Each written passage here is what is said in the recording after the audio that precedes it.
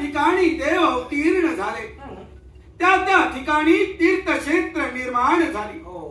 या भक्त पुंडलिकासाठी देवा तू इथं अवतीर्ण झालाय. देवा या देखील क्षेत्राला काहीतरी महत्व राहिला पाहिजे. जरूर. हे पुंडलिक, तुझ्या आई वडिलांची इच्छा पूर्ण करण्यासाठी तुझ्या आई वडिलांना चालत चालत आधी काशी क्षेत्र घेऊन चालला होता. इथवर येऊन तू त्यांची सेवा केलीस. अरे, आई वडिलांची सेवा हीच खरी ईश्वर सेवा आणि तीच ईश्वर सेवा पाहून मी तुझ्यापर्यंत आलो रे. आई वडिलांची सेवा करता करता ही भूमी देखील पवित्र झाली. अर्थात इथं पवित्र तीर्थक्षेत्र निर्माण होईल. आता ते कसं ते ऐक. या पांडुराचे पुर म्हणून म्हणती पंढरपूर. तेव्हा हा काय चमत्कार.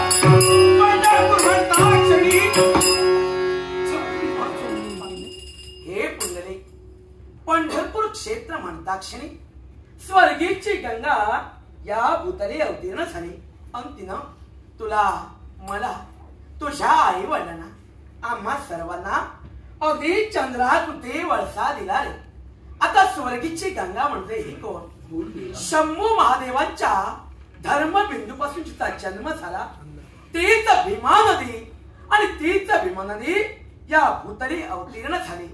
तिनं तर ती चंद्राकृती वळसा सर्वांना दिला. म्हणून या पवित्र गंगेला आजपासून हे सारं विश्व चंद्रभागा